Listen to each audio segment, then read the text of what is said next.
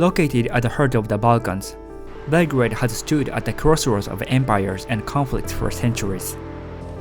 The city has been destroyed and rebuilt more than 40 times, including during ethnic conflicts of the Yugoslav era and the NATO bombings led by the United States. Western countries justify the bombings as a humanitarian act, but their legality and morality are still debated, and they continue to stir strong emotions among Serbian people even today. In this video, I'll take you through my day exploring Belgrade, Serbia.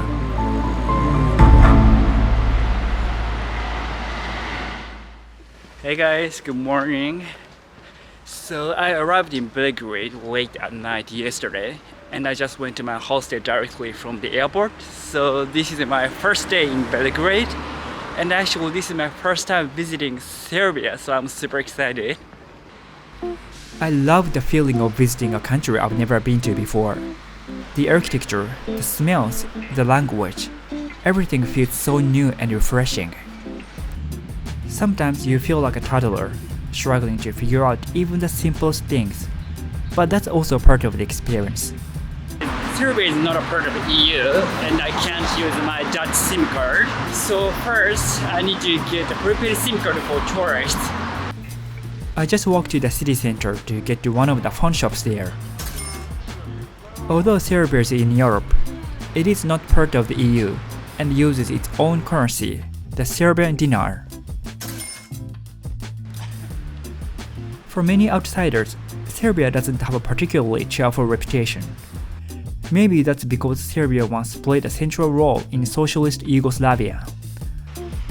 Or perhaps it's due to its complex history, marked by ethnic and religious conflicts with neighboring countries. It could also be because of Serbia's unique diplomatic position in Europe, choosing not to join either the EU or NATO. Looking at the socialist-style buildings, you can feel how Belgrade still carries traces of its past. As the capital of Serbia, and once the capital of Yugoslavia. Yes, a lot. But what I quickly realized while exploring the city was how friendly and welcoming the people are. There aren't many tourists in Belgrade, and I imagine Japanese visitors are especially rare. On the street or in shops, people would ask where I was from, or simply say, "Welcome to Belgrade." I like Ghibli Studios. Yeah. Ghibli very much.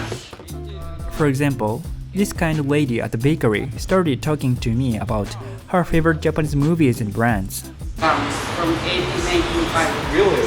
No, I didn't know that. For breakfast, I tried burek, a popular dish in Serbia and some other Balkan countries. It's a flaky filo pastry filled with meat, cheese, or other fillings. It was delicious but quite heavy, and I couldn't help but admire the Serbian people's stomachs for handling this as a morning meal.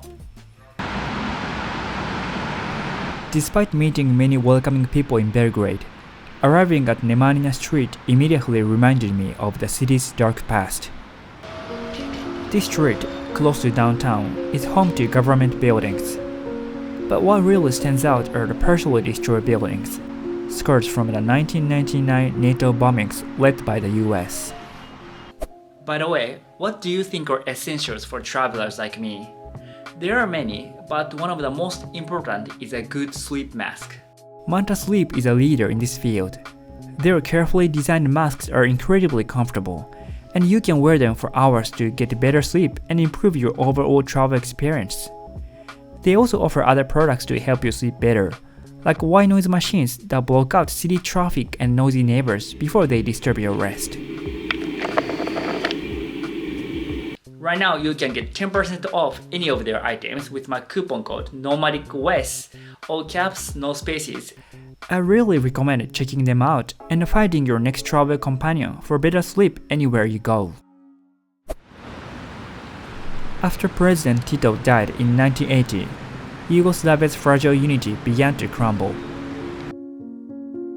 Ethnic tensions and demands for independence grew, and Kosovo also sought more autonomy from Serbia. Serbia refused deploying security forces, and atrocities against Kosovo's Albanian population drew international criticism. In response, NATO, led by the US, launched airstrikes, citing humanitarian reasons. The bombings were originally aimed at military targets, but in reality, many civilians were also hit. The attacks were controversial for several reasons. They were carried out without UN approval, which many argued violated international law. Another major issue was the failed peace talks that led to the bombings. Yugoslavia refused to sign the agreement, partially because of a last-minute addition by the US, a secret clause known as Annex B. It would have effectively allowed NATO forces to occupy Yugoslav territory, and this detail wasn't revealed to Western media until after the bombings ended. It's really hot. I need to sit for a bit.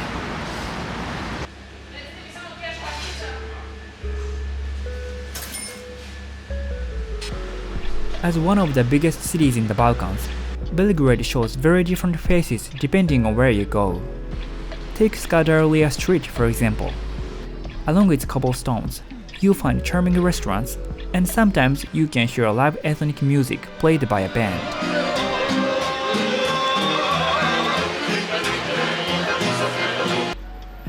At the same time, walking around the city, you can still see traces of complex emotions tied to its recent history.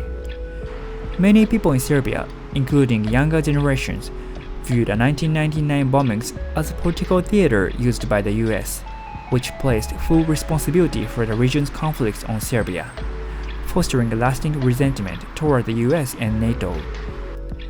On the other hand, it's true that many lives in Kosovo were saved, and Kosovo formally declared independence in 2008, something Serbia still hasn't recognized. While this history is heavy, it's also part of what makes Belgrade such a unique and interesting city for visitors.